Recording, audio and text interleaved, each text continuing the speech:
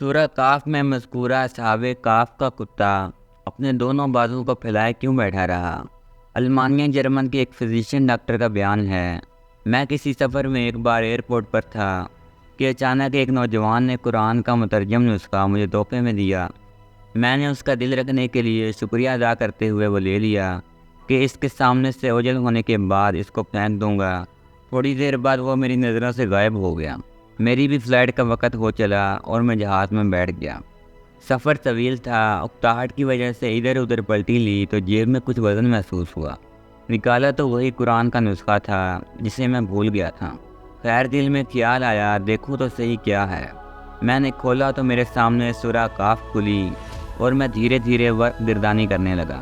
اچانک میں ایسی دو آیتوں سے گزرا جنہوں نے مجھے ٹھہرنے اور غور کرنے پر مجبور کیا۔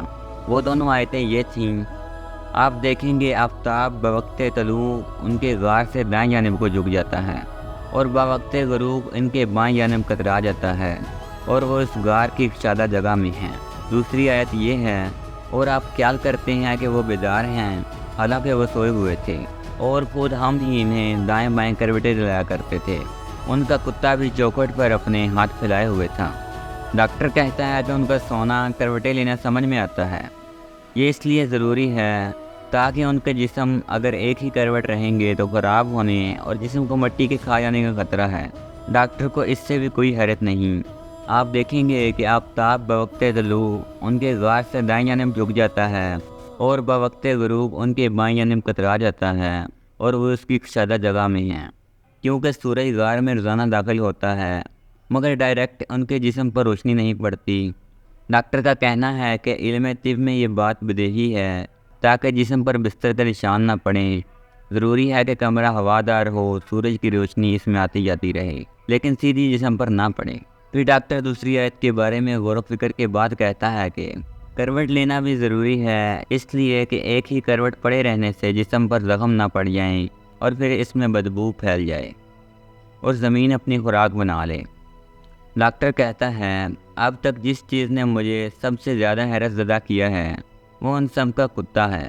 اس کے بارے میں آیا ہے کہ اس نے کروٹ نہیں لی بلکہ ویسے ہی اپنے دونوں بازو پھیلائے ایک ہی حالت میں تقریباً، اور اس کے جسم کو کچھ نہیں ہوا، نہ ہی زخم لگے اور نہ ہی بدبو پیدا ہوئی۔ اس آیت کریمہ نے اسے تحقیق کرنے پر مجبور کر دیا اور وہ اس پر ریسرچ کرنے لگا۔